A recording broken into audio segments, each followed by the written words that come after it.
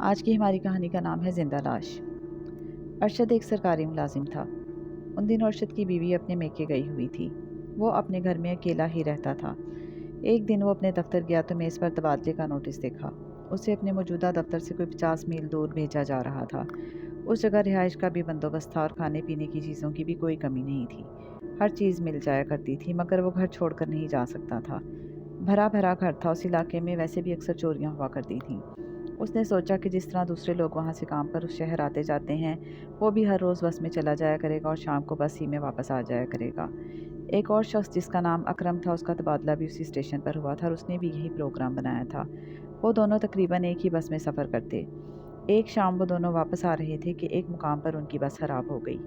پیچھے سے جو بس آتی تھی وہ 4 گھنٹوں کے بعد آتی تھی۔ تمام مسافر سخت پریشان حال بس سے اترے۔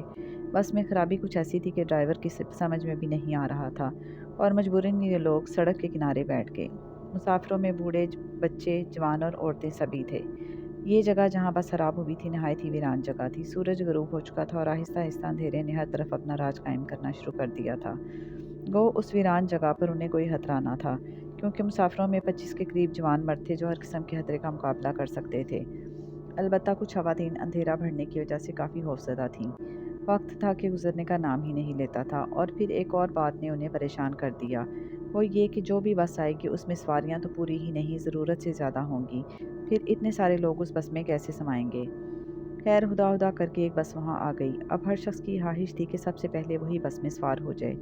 اس بس کے کنڈکٹر نے اتنی ساری سواریوں کو اپنی بس میں سوار کرانے سے انکار کر دیا، مگر یہ لوگ بھی جانتے تھے کہ اس بس کے بعد صبح سے پہلے ادھر سے کوئی اور بس نہیں گزرے گی، اسی لیے سب ہی نے کنڈکٹر کو دھمکایا، ڈرایا اور سوار ہونے کی کوشش کی۔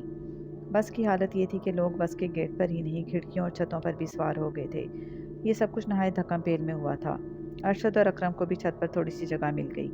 ارشد قدرے محفوظ جگہ پر تھا، اسی لیے اکرم نے اپنا تھیلا اسے پکڑا دیا، جس میں نہایت قیمتی اور اہم نوعیت کے کاغذات تھے جو وہ اپنے گھر سے اپنے افسر اعلیٰ کو دکھانے کے لیے لایا تھا اور اب واپس اپنے گھر لے کر جا رہا تھا۔ اس نے ان کاغذات کی اہمیت کے بارے میں تو بتایا، مگر یہ نہیں بتایا کہ وہ کس قسم کے کاغذات تھے۔ رات خاصی بیت چکی تھی۔ ڈرائیور کو شاید جلدی تھی، اسی لیے اس نے بس کی رفتار خاصی بڑھا دی تھی۔ حالانکہ کئی لوگ جو کھڑکیوں اور دروازے کے علاوہ چھت پر موجود تھے، ان لوگوں کے گرنے کی نوبت آ سکتی تھی۔ کئی لوگوں نے شور بھی مچایا، مگر ڈرائیور نے ان کی کوئی پرواہ نہ کی، جس کا نتیجہ یہ ہوا کہ وہ بس کے اسٹیئرنگ پر قابو نہ رکھ سکا اور بس سڑک سے اتر کر ایک گھنے درخت سے جا ٹکرائی۔ خوش قسمتی سے ارشد اچھل کر ایک ایسی جگہ جا گرا جہاں اسے معمولی چوٹیں آئیں۔ اس کے ساتھ ہی کچھ اور لوگ بھی بچ گئے، مگر باقی لوگوں کی بلند چیخ و پکار سن کر وہ پریشان ہو گیا۔ قریب کوئی گاؤں نہیں تھا اور کسی طرف سے بھی فوری امداد کا کوئی امکان نہیں تھا، لہٰذا جو لوگ معمولی زخمی ہوئے تھے لوگوں کی مدد کرنے لگے۔ بس کا اگلا حصہ تو پوری طرح تباہ ہو گیا تھا۔ ڈرائیور کی لاش پوری طرح پچکی ہوئی تھی۔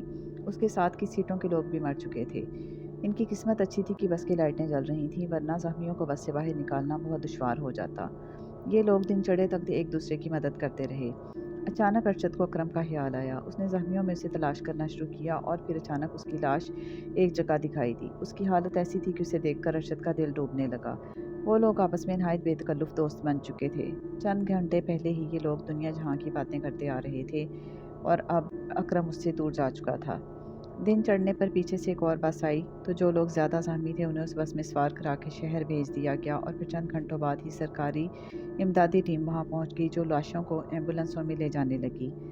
ارشد بھی ایک گاڑی میں سوار ہو کر اپنے گھر آ گیا، اور پھر اچانک اسے اکرم کے اس تھیلے کا خیال آیا جو اس نے اسے پکڑایا تھا اور حادثے کے وقت وہ اس کے ہاتھوں سے گر گیا تھا۔ اس نے گھر پہنچتے ہی لباس تبدیل کر کے اکرم کے گھر جانا تھا تاکہ اس کے ہولناک حادثے کی اطلاع اس کے گھر والوں کو دے۔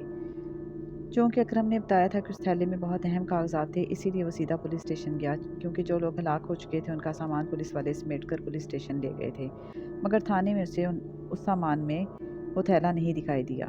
پولیس انسپکٹر سے جب اس نے اس تھیلے کے بارے میں پوچھا تو اس نے بتایا کہ ہم نے حادثے کی جگہ ایک سوئی تک نہیں رہنے دی۔ اب تو وہ اور بھی زیادہ پریشان ہوا، مگر اکرم کے گھر والوں کو اس حادثے کے بارے میں بتانا بھی ضروری تھا، اسی لیے وہ ایک رکشے میں سوار ہو کر اکرم کے گھر گیا۔ دروازے پر اس کا بوڑھا باپ آیا۔ ارشد نے جب اسے افسوسناک خبر سنائی تو اس کی حالت ایسی ہو گئی کہ بس اب گرا کے گرا، مگر پھر اکرم نے اسے بتایا ہوا تھا کہ اس کا باپ فوج سے ریٹائر ہوا ہے، اسی لیے اس نے جلد ہی خود کو سنبھال لیا اور گھر کے اندر جا کر باقی گھر والوں کو یہ افسوسناک خبر سنائی۔ اور پھر ارشد نے باہر کھڑے ہوئے ہی رونے پیٹنے کی دل دہلا دینے والی آوازیں سنی۔ कुछ ही देर में ना सिर्फ उनके मोहल्लेदार बल्कि अजीज़ व क़रीब भी वहाँ पहुँच गए। कुछ लोग तो अकरम की लाश लेने के लिए फ़ौरन रवाना हो गए। अरशद की अपनी हालत इस होलनाक हादसे ने सख्त ख़राब कर दी थी, इसीलिए वो अपने घर आ गया। घर के करीब ही एक होटल था जहाँ वो अपनी बीवी के मेके जाने के बाद खाना खाया करता था। पहले तो उसने वहाँ खाना खाया जो बड़ी मुश्किल से उसके हलक से नीचे उतरा। फिर वो घर आकर बिस्तर पर लेट गया। रात भर का जागा हुआ था, इसीलिए लेटते ही गहरी नींद ने गलबा पा लिया। आधे से ज़्यादा दिन तो इसी भाग दौड़ में गुजर गया था। फिर आधी रात के वक्त किसी के दरवाजे पर दस्तक की आवाज़ ने उसे उठने पर मजबूर कर दिया। उसने एक नज़र घड़ी पर डाली, रात का 1 बज रहा था। अरशद ने रोशनी जलाई और दरवाज़ा खोला। जैसे ही उसकी नज़र सामने पड़ी, खौफ के मारे उसका सारा जिस्म कांप उठा और चेहरे पर हमाइयाँ उड़ने लगीं। उसके सामने अकरम खड़ा था जो ज़ख्मों से चूर था। अरशद सख्त खौफज़दा हो गया था और फिर वो बड़ी मुश्किल से बोला, तुम? हाँ अरशद, तुम वो थैला हादसे की जगह छोड़ आए थे, वही थैला मैं तुम्हें देने आया हूँ ताकि तुम इसे मेरे घर वालों तक पहुँचा दो। अरशद के दिल में ये ख्याल आया कि उसने जब अकरम को देखा था तो हो सकता है कि शदीद ज़ख्मों की वजह से उस पर सख्ता तारी हो और उसने उसे मुर्दा समझ लिया हो। उसने बड़ी हिम्मत करके कहा, अकरम तुम बहुत ज़ख्मी हो, जल्दी से अंदर आ जाओ, मैं किसी अच्छे से डॉक्टर को बुला लाता हूँ ताकि तुम्हारी मरहम पट्टी हो सके। अरशद की इस बात पर उसने वो थैला उसे पकड़ाया और बोला, नहीं मुझे जाना ही होगा। ये कहते हुए वो पलटा और वापस जाने लगा। अरशद ने आगे बढ़कर उसे रोकना चाहा, मगर पाँव तो जैसे ज़मीन ने पकड़ लिए हों। वो आगे ना बढ़ सका, अलबत्ता उसे आवाज़ें देता रहा और फिर उसकी नज़रों के सामने से वो अंधेरे में गायब हो गया। अरशद ने थके थके हाथों से दरवाज़ा बंद किया और फिर उस रात उसे दोबारा नींद ना आ सकी। और फिर सुबह होते ही वो सीधा अकरम के घर पहुंचा। वहाँ एक लाश के गिर्द तमाम लोग जमा थे। अरशद ने जल्दी से आगे बढ़कर देखा तो वो लाश अकरम की थी। उसके अजीज़ों और रिश्तेदारों से उसे ये पता चला कि पुलिस ने ज़रूरी रस्मी कार्रवाई करने के लिए लाश को रोके रखा था। अभी कुछ देर पहले ही लाश मिली है। ये मालूम करते ही वो सख्ते में आ गया। इतने में वो अकरम का बाप उसके पास आ गया। उसने अरशद के हाथ में वो थैला देख लिया था। बेटे, हमने पुलिस वालों से इसी थैले के बारे में बहुत पूछा, मगर यही पता चला कि उन्हें जाए हादसा से कोई थैला नहीं मिला। बेटे, तुम्हारा बहुत बहुत शुक्रिया। अगर ये थैला हमें ना मिलता तो हम तबाह बर्बाद हो जाते। ये कहकर अकरम का बाप रोने लगा और उसने आगे बढ़कर वो थैला उसके हाथ से ले लिया। अकरम के बाप ने थैला कंधे से लटका लिया और दोबारा कहने लगा, बेटा हम तुम्हारा ये एहसान क़यामत तक नहीं भुला सकते। अकरम की लाश की हालत ऐसी थी कि उसे नहलाया नहीं जा सकता था, बस वैसे ही कफन पहनाकर जनाजगाह की तरफ ले जाया गया। अरशद भी उस जनाजे के पीछे पीछे था और फिर नमाज जनाजा के बाद अकरम की लाश को कब्रिस्तान में एक कुशादा कब्र में सुपुर्द हाक कर दिया गया।